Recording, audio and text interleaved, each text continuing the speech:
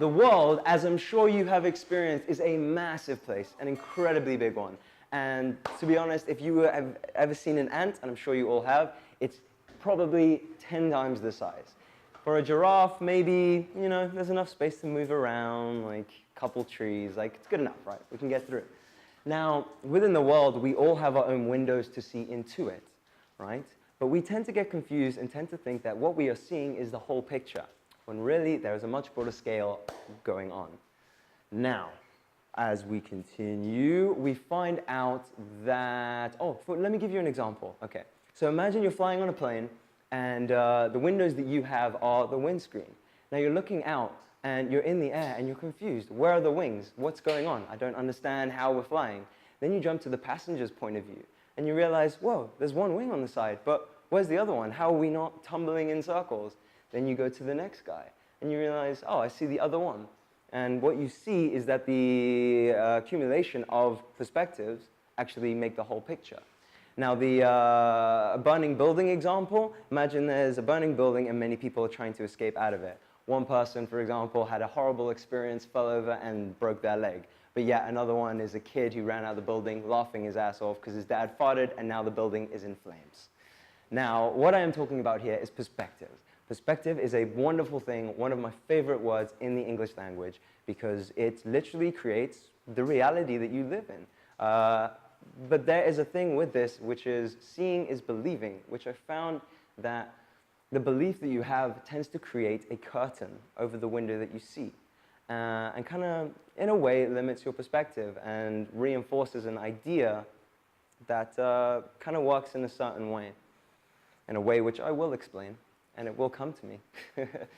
But yeah, basically the curtains that we have are these beliefs, and we tend to get sold these ideas and beliefs, whether from experience or from media, for example, right? There's a lot going on, and we kind of limit the view of what's happening and kind of assume that is it. That is the whole reality of the whole situation. Now, the beliefs is a crazy one because everyone creates their own curtains for themselves. And if two curtains aren't quite matching, you're going to be sure there is some conflict at hand, right? As you can see from the perspective here, like how you see it and what you believe kind of makes a thing. Anyway, now we tend to attach ourselves to these ideas because we tend to believe that maybe the idea we have is encompassing what we are. You know, what we express is who we are, but we are much more than that. You know, we tend to get a limited view of ourselves, which is an interesting thing.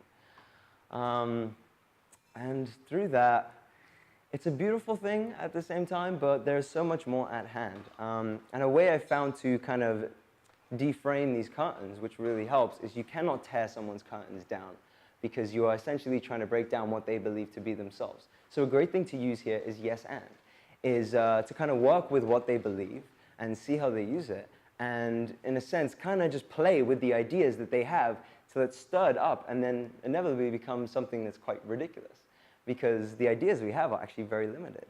Now, what I find there's a balance between what is going on between the mind and the heart. And the mind accumulates the information that is going on and kind of creates the curtain in a sense, what the curtain looks like. Now, the heart in itself is the feeling, the power behind it. But what I'm trying to get to at the end of the day here is the eye that sees through the eyes, the eye that sees through the windows. What is that source that is going on? Because by getting in touch with that source, we can really become the whole, like an expression of what is happening rather than trying to create something based off what we see.